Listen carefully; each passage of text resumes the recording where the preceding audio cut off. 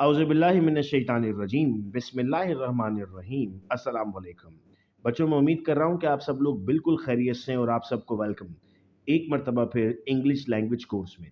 Students, कल की video lecture में हमने यूनिट नंबर 4 और यूनिट नंबर 5 पढ़ा था और आज की वीडियो लेक्चर में हम पढ़ेंगे यूनिट नंबर 6, जिसमें इस्तेमाल किया जाएगा B afraid of. B afraid of बेटा हम इस्तेमाल करते हैं किसी चीज़ से डर के लिए, फियर के लिए। अगर आपको किसी चीज़ से डर लगता है तो उसके लिए आप बी अफ्रेड ऑफ का इस्तेमाल करते हैं। इसको भी प्रेजेंट, पास्ट और फ्यूचर के टेंस में हमने समझना होता है। यहाँ पर भी इज एम आर आएगा, रिपीट हो रहा है बेटा। यहाँ पर 4 उंगलियों से हमने पढ़ना सीखा था कि ही, शी, इट और सिंगुलर नाउन, इन तमाम के लिए हम लेते हैं इज। आई के साथ आता है एम और बाकी जो कुछ बच जाता है उसके साथ आता है आर, यानी यू, वी, दे और तमाम प्लूरल नाउन्स। जहाँ पर इज और एम इस्तेमाल किया था वहाँ पर आप इस्तेमाल करते हैं वॉस का। जहाँ आर इस्तेमाल हुआ था वहाँ इस्तेमाल करते हैं आप वर का। फ्यूचर में आप सबके लिए इस्तेमाल करते हैं विल बी। चाहे कोई भी आ जाता है उसमें ही, शी, इट, ये कुछ भी आपने नहीं देखना होता, इन सब के लिए आप विल बी इस्तेमाल करते हैं। आइए सेंटेंसेस देखते हैं। Subject plus B afraid of plus object, ये हो जाएगा अफर्मेटिव। अगर नेगेटिव होगा तो नॉट लग जाएगा, इंटरोगेटिव होगा तो बी पहले आ जाएगा और नेगेटिव इंटरोगेटिव होगा तो बी प्लस नॉट हो जाएगा। ये हो गया विदाउट एक्शन। और अगर विद एक्शन होगा तो आईएनजी लाजमी लगेगा। याद रहे कि यहाँ पर आपके पास वर्ब की फर्स्ट फॉर्म के साथ आईएनजी लाजमी है अगर आप एक्शन की बात करते हैं। तो for example, Kasim is afraid of his father. तो कासिम एक शख्स है तो इज लग गया। Kasim is not, is Qasim afraid या इजंट कासिम अफ्रेड। यहां पर आते हैं, sir Kasim is afraid of talking to his father. Now Kasim आपके पास बन गया subject, be afraid of, is afraid of आपके पास हो गया बी अफ्रेड ऑफ की जगह टॉकिंग, टॉक बात करना, वर्ब की फर्स्ट फॉर्म आईएनजी टॉकिंग हो गया, टू हिज फादर ये ऑब्जेक्ट बन गया आपका। Qasim is not afraid of talking to his father. Is Qasim afraid of talking to his father या isn't Qasim afraid of talking to his father. पास की बात करेंगे तो अब वॉज आ जाएगा। Sir Qasim was afraid of his father, Qasim was afraid of talking to his father. Qasim will be afraid of his father या विल बी लग जाएगा, Qasim will be afraid of talking to his father. तो बेसिक जो change आ रहा है वो is, was और विल बी का आ रहा है जो हमने डिस्कस किया था।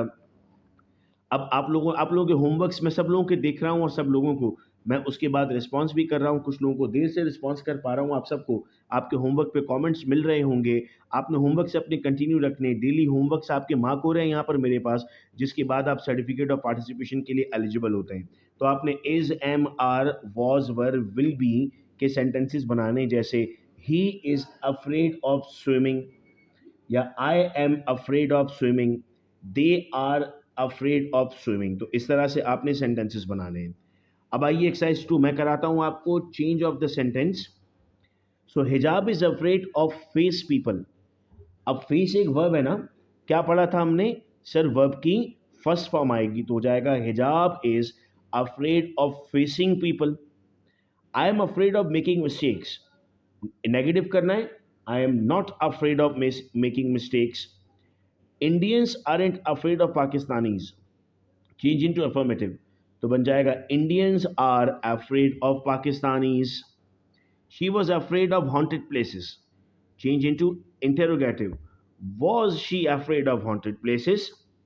Hasan and Bilal were afraid of run, what is the mistake? Sir afraid of के बाद अगर एक्शन बता रहे हैं वर्ब की फर्स्ट फॉर्म तो उसके साथ आई एन जी लगाना लाजिम है। तो ये बन जाएगा Hasan and Bilal were afraid of running. तो ये मिस्टेक आपने करेक्ट कर दी। Will he afraid of his teacher, correct the mistake. Sir will he be afraid of, चूंकि जब हम सेंटेंस का स्ट्रक्चर देखते हैं तो यहाँ पर बी भी आता है हमारे पास। So will he be afraid of his teachers. Next आते हैं बेटा ट्रांसलेशंस। ट्रांसलेशंस हम अपने होमवर्क की तरफ लेकर जाते हैं। आप सब लोगों को व्हाट्सएप ग्रुप में ये तमाम पेजेस के स्क्रीनशॉट्स भी मिलते जा रहे होंगे, जिससे आपका पढ़ना और आसान होगा। अब आता है रीअरेंज करना। ये एक मैं आपको करा रहा हूँ और नेक्स्ट मैं आपको होमवर्क दूंगा बेटा। Of arguing are others they afraid with, so they are afraid of arguing with others. Sentences इधर उधर लिखे हुए ना, इनको आपको सही करके लिखना है। ये 5 सेंटेंसेस हैं। Find the mistake and rewrite the sentence. She was afraid of meet people now, she was afraid of meeting people now, चूंकि मीट तो नहीं आएगा ना, आईएनजी लगेगा। They is afraid of sliding, sir they is नहीं होगा, they are होगा। Will we afraid of going alone, will we be afraid of going alone, be लगेगा सर यहां पर। My brother are afraid of robbers, my brother एक है ना, brothers तो नहीं है, तो my brother is afraid of होगा। I am not afraid of play with senior player, play नहीं आएगा बेटा, यहाँ पर प्लेइंग आ जाएगा। तो ये यूनिट हमारा कंप्लीट हुआ। मैं उम्मीद करता हूँ कि आप तमाम लोग इन यूनिट्स को अच्छे तरीके से समझ रहे हैं और आपके लिए ये कोर्स बहुत ज़्यादा बेनिफिशियल है। मैं आपके फीडबैक्स का इंतज़ार करता हूँ व्हाट्सएप ग्रुप्स में, ताकि उससे मुझे अंदाज़ा होता है कि आप लोग किस तरीके से इस कोर्स को समझते जा रहे हैं। अब हम जानते हैं इंग्लिश में टाइम सीखना। अगर कोई मुझसे इंग्लिश में टाइम पूछता है तो मैं उसको क्या जवाब दूंगा? सर इंग्लिश में टाइम देने के लिए जो ओ क्लॉक लगाया जाता है ना, उसका मतलब होता है ऑफ द क्लॉक। अगर 15 मिनट गुजर चुके हैं तो कहलाता है क्वार्टर पास्ट। अगर 30 मिनट गुजर चुके होते हैं तो कहलाता है हाफ। अगर 15 मिनट बाकी होते हैं तो कहलाता है क्वार्टर टू। एएम का मतलब होता है एंटी मेरिडम, पीएम का मतलब होता है पोस्ट मेरिडम। जैसे हम यूजुअली कहते हैं कि दिन 12 बजे के बाद रात 12 बजे तक पीएम है और रात 12 बजे से सुबह 12 बजे तक एएम है। आवर एंड, जो बड़ा कांटा होता है वो आपके पास, और जो छोटा कांटा होता है वो आपके पास घंटे का होता है, जो बड़ा होता है वो मिनट का होता है, और जो पतला कांटा होता है आपके पास वो सेकंड्स का होता है। ये बात भी हम जानते हैं सर घड़ी में। अब टाइम लिखते हैं क्या हो रहा है। 5 पास्ट 7, यानी 5 मिनट गुजर गए 7 बज के। 10 पास्ट 7, क्वार्टर पास्ट 7, चूंकि 15 को क्वार्टर कहते हैं ना।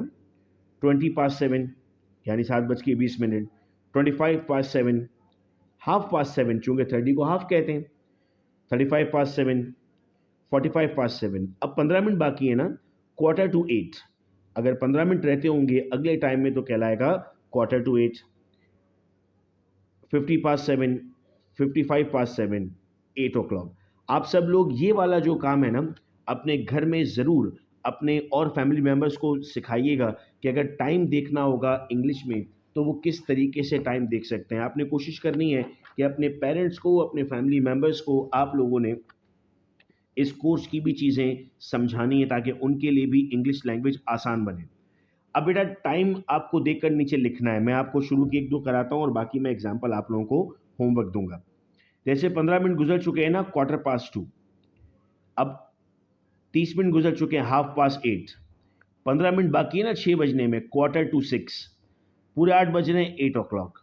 अब आपको बाकी इन सब के टाइम नोट करने नीचे नंबर्स के साथ। शुरू के 4 आपको बता दिए, 5 से आप लोग सॉल्व करेंगे। अभी व्हाट्सएप ग्रुप में मैं थोड़ी देर के अंदर अंदर आप लोगों को इसके नोट्स भेज दूंगा जिससे हम पढ़ रहे हैं, और इंशाल्लाह अगली क्लास में हम यूनिट नंबर 8 और 9 पढ़ेंगे जिसमें दिस, दैट, दीज और दोस्त पढ़ रहे होंगे, और यूनिट नंबर 9 हमारे पास होगा देयर इज और देयर आर। इंशाल्लाह हम पूरी बेसिक ग्रामर अपनी इन ऑनलाइन क्लासेस में कंप्लीट करेंगे। व्हाट्सएप नंबर पे आप लोगों ने अटेंडेंस आज की मार्क कर देनी है ताकि सर्टिफिकेट के लिए वो नोट की जा सके। अपना बहुत ख्याल रखिएगा आप सब लोग। अल्लाह हाफिज़।